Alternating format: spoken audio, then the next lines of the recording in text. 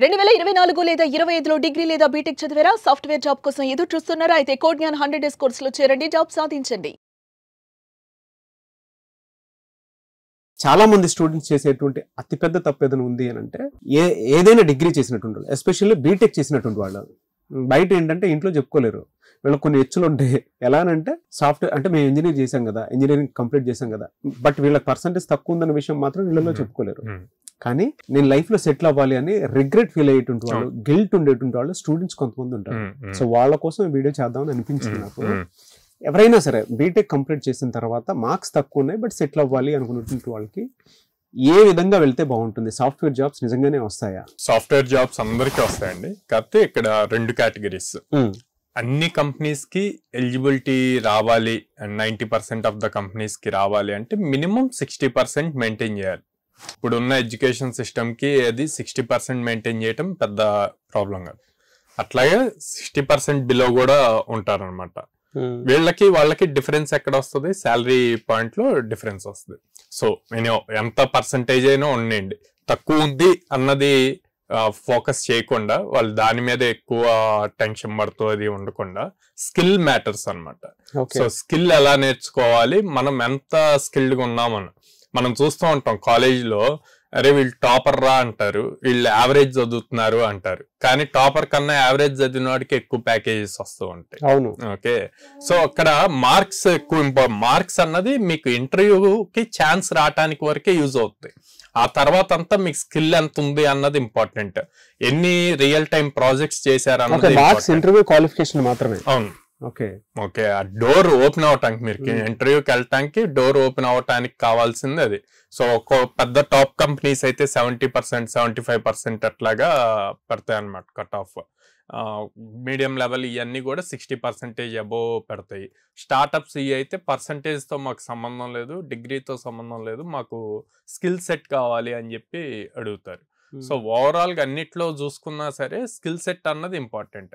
ఆ స్కిల్ ఎలా నేర్చుకుంటున్నాం అన్నది ఇంపార్టెంట్. బేసిక్గా ఫ్రెషర్స్ ఎలా ఉంటారు అంటే, ఇవాళ పైథాన్ నేర్చుకుంటున్నారు అనుకోండి, 1 month తర్వాత ఏదో ఒక యూట్యూబ్ వీడియో కానీ లేకపోతే ఎవరో ఫ్రెండ్ చెప్పారు అని చెప్పి మళ్ళీ సైబర్ సెక్యూరిటీకి వెళ్తారు, మళ్ళీ ఆ తర్వాత మళ్ళీ టెస్టింగ్, ఇట్లాగా చేంజ్ అవుతూ ఉంటుంది. అట్లా కాకుండా కాన్స్టెంట్గా ఒక్కదాని మీద ఫోకస్ చేసి ఒక 6 months ప్రాపర్గా స్కిల్ నేర్చుకుంటే కనుక జాబ్ క్రాక్ చేయటం ఈజీ అవుతుంది అన్నమాట. 6 months ఫోకస్ చేయాలి. అవును, డైలీ 4 hours లెక్క.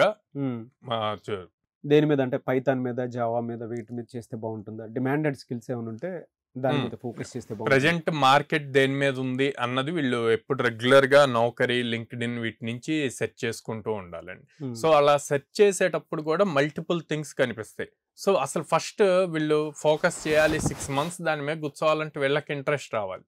సో అందుకని వీళ్ళకి ఏది ఇంట్రెస్ట్ అన్నది కూడా రీసెర్చ్ చేయాలి కొంచెం.